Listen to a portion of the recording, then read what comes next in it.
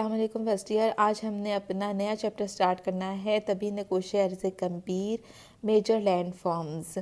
سب سے پہلے ہمارا یہ جاننا ضروری ہے کہ طبی نقوش ارض کبیر ہیں کیا. تو زمین جو ہے وہ مختلف ادوار سے گزر رہی ہے اور مختلف طرح کی سچویشن سے اس کو سامنا کرنا پڑا ہے. سب سے پہلے جب زمین ماض وجود میں آئی تھی تو وہ ایک پگھلا ہوا مادہ یعنی گولا تھا یا گیس کی فارم تھی. جب وہ ریولیوشن اور روٹیشن دو طرح سے جب موو کرتی گئی تو وہ ٹھنڈا ہونا شروع ہو گئی اور اس طرح سے وہ 3 حصوں میں ڈیوائیڈ ہو گئی.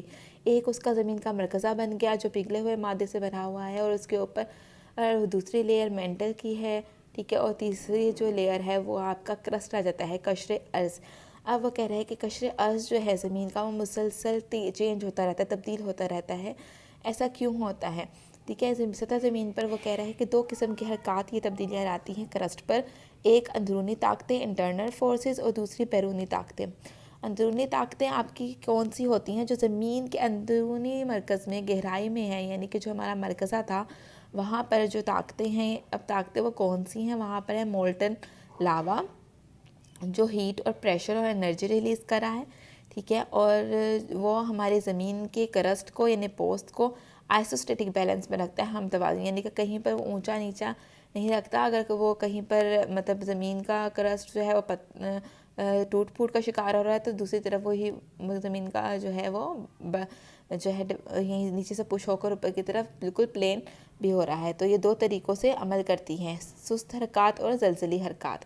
یعنی اندرونی طاقتیں بھی آگے 2 طرح کی ہوتی ہیں, سست حرکات اور زلزلی حرکات. سست حرکات کون سی ہوتی ہیں؟ جو آپ کے پلیٹ موومنٹس ہوتی ہیں, یعنی کہ زمین کے اندر کہا جاتا ہے کہ جو ہے زمین کا جو کرسٹ ہے وہ 7 پلیٹوں پر مشتمل ہے, یعنی کہ 7 نہیں, بہت ساری پلیٹیں چھوٹی بڑی, ٹھیک ہے, پلیٹوں پر سے بنا ہوا ہے. اور وہ مینٹل جو مولٹن ہے, پگھلا ہوا مینٹل ہے, اس کے اوپر موو کر رہی ہیں. تو سست حرکات وہ ہوں گی. اب زلزلی حرکات وہ ہوتی ہے جو سڈن موومنٹ ہوتی ہے, اچانک پریشر اور ہیٹ کے باعث جو آپ کے کرسٹ میں وائبریشن آ جائے یا حرکت میں آ جائے تو اس کی وجہ سے جو آپ کے ریئیکشنز ہوتے ہیں اسے ہم زلزلی حرکات کہتے ہیں. سست حرکات کے سبب زمین کی سطح کی تہنشینی سبسیڈنس وجود میں آتی ہے, ارتفاع ایلیویشن بنتا ہے, شکن فالٹس بنتے ہیں, رخنے اور فالٹس بنتے ہیں. اور زلزلی حرکات کے دائرہ میں ارتھ کویکس یعنی زلزلے آتے ہیں اور آتش فشانی عمل ہوتا ہے, یعنی کہ والکینک ایرپشن ہوتی ہے. پھر سیکنڈ جو آ جاتا ہے وہ آ جاتا ہے ہمارا بیرونی طاقتیں.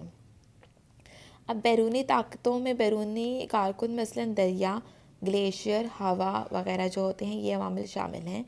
یعنی کہ دریا, گلیشیئر اور ہوا کہیں سے گزرتی ہے تو وہاں پہ مٹی اٹھا کر لے جاتی ہے, اور جب وہ مٹی اپنے ساتھ معلق کرتی ہے کہیں دوسری جگہ پہ جا کر وہ بچھا دیتی ہے, ٹھیک ہے, تو یہ ہوا کا عمل آ جاتا ہے. پھر گلیشیئر جو ہوتا ہے, گلیشیئر بھی جس راستے سے پہاڑ کے اوپر سے گزرتا ہوا وادی میں جاتا ہے اس پوری جگہ کو وہ توڑتا پھوڑتا ہوا اور جاتا ہے اور مٹیریل کو جا کر کہیں پر ڈپوزٹ کر دیتا ہے. تو یہ گلیشیئر کا عمل ہوتا ہے. اور دریا کا بھی سیم ایسے ہی عمل ہوتا ہے کہ وہ جب پہاڑ سے نکلنا شروع ہوتا ہے تو اسے توڑتا پھوڑتا ہوا راستے میں ہوتا ہوا میدانی منزل پہ آتا ہے تو اپنا مٹیریل بچھانا شروع کر دیتا ہے اور جا کر سمندر میں گر جاتا ہے. تو یہ عوامل ہمیشہ سطح زمین کو ہموار کرنے میں مصروف رہتے ہیں. چنانچہ اندرونی اور بیرونی طاقتوں کے باہمی عمل سے موجودہ نقوش ارضی وجود میں آتے ہیں. یعنی کہ جب اندرونی طاقتیں سست اور زلزلی حرکات وہ اور بیرونی حرکات دریا, گلیشیئر اور ہوا جب باہمی عمل کرتی ہیں تو طبی نقوش ارض کبیر یا ارض صغیر یا پھر مستقل نقوش وجود میں آتے ہیں, مثلا پہاڑ, مرتفع میدان, وادیاں وغیرہ. اب آگے ہمارا ٹاپک آ جاتا ہے طبی ارضی نقوش کی جماعت بندی. یعنی کہ ارضی نقوش جو ہیں ان کو 3 طرح سے تقسیم کیا گیا ہے. پہلے ہے مستقل طبی نقوش, دوسرا ہے طبی نقوش ارض کپل جو کہ ہم اس چیپٹر میں پڑھنے ہیں, پھر تیسرا ہے طبی نقوش ارض صغیر. اب مستقل طبی نقوش ارضی کون سے ہیں؟ جیسا کہ نام سے ہی ظاہر ہے وہ نقوش جو شروعات میں زمین کے ابتدا کے وقت بنے تھے اور اس کے بعد اب تک ویسے ہی ہیں, جو آپ کے براعظم اور سمندر آ جاتے ہیں, ٹھیک ہے. اس کے بعد طبی نقوش ارض کبیر کون سے ہیں؟ وہ ایسے نقوش ہیں جو آپ کے یعنی کہ بعد میں موومنٹس اندرونی اور بیرونی طاقتوں کی وجہ سے بنے تھے, ٹھیک ہے, اور مثلا پہاڑ, سطح مرتفع, میدان وغیرہ. اور یہ ارضی نقوش جو ہیں زمین کے اندرونی حرکات کے سبب وجود میں آئے ہیں, ٹھیک ہے. اگر ورٹیکل موومنٹ ہے زمین کے اندر, ورٹیکل افقی موومنٹ ہوتی ہے, اس میں میدان اور سطح مرتفع بنے.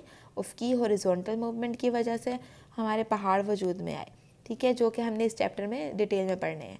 پھر اس کے بعد ہماری طبی نقوش ارض صغیر آ جاتی ہیں. جیسے ہی طبی نقوش ارض کبیر اور ارض صغیر بنے ہیں، ان کے عالم وجود میں آنے کے بعد ہی ارض صغیر معاذ وجود میں آئے، جیسے جھیلیں، وادیاں، لائم سٹون اور علاقے اور چشمے وغیرہ. ٹھیک ہے. اب نیکسٹ ہم نے جو سٹارٹ کرنا ہے وہ ہے ہمارا پہاڑ، یعنی سب سے بڑا طبی نقوش ارض کبیر. دنیا کا سب سے بڑا طبی نقوش جو ہے وہ پہاڑ ہے، جو ایک نمایاں حیثیت رکھتا ہے. زمین اس کی تعریف ایسے ہوگی کہ ایک زمین کا ایسا نمایاں حصہ جو گرد و نواح سے جو نمایاں طور پر بلند ہو اور جس کی بلندی کم سے کم 1000 میٹر کے قریب ہو، تو اسے پہاڑ کہتے ہیں. اب یہ کوئی صحیح تعریف نہیں ہے، معیاری تعریف نہیں ہے.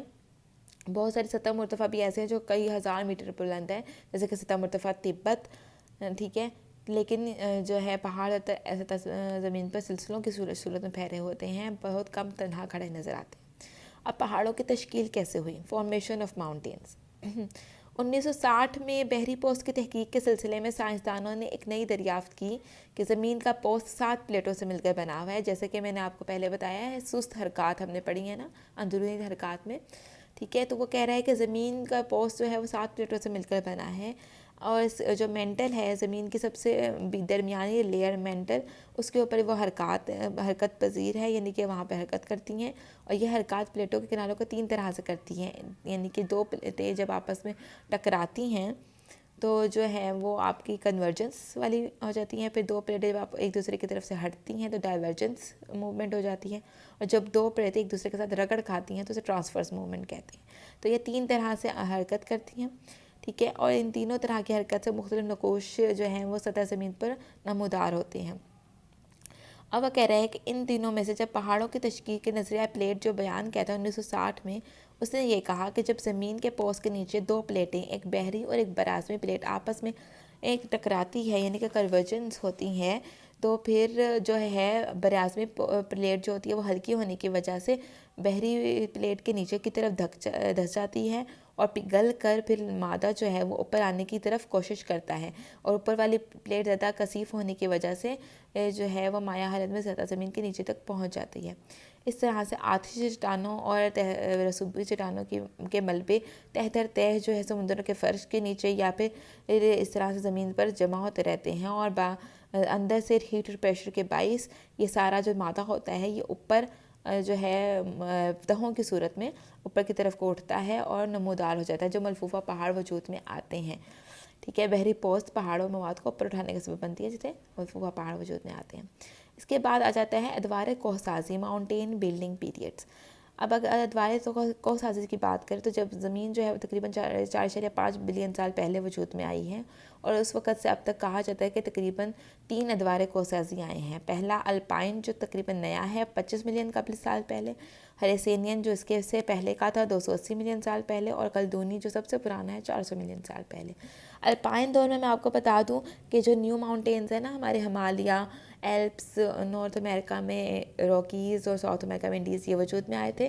ہیریسینین میں اگر دیکھا جائے تو سکنڈینیوین وادیاں جو ہے وغیرہ یہ آئے تھے، اور جو ہے اس طرح کے مطلب جو اب بلاک ماؤنٹینز کی صورت میں ہے وہ وجود میں آئے تھے. اور کلدونی پہاڑ بہت پرانے مار سے وجود میں آئے تھے. ٹھیک ہے. اب بعض ماہرین ارضیات کا خیال ہے کہ ممکن ہے کہ ان کے علاوہ بھی پری کیمبرین دور میں بھی پہاڑی سلسلے بنے ہوئے ہیں، لیکن ان کے نشانات ناپید ہیں.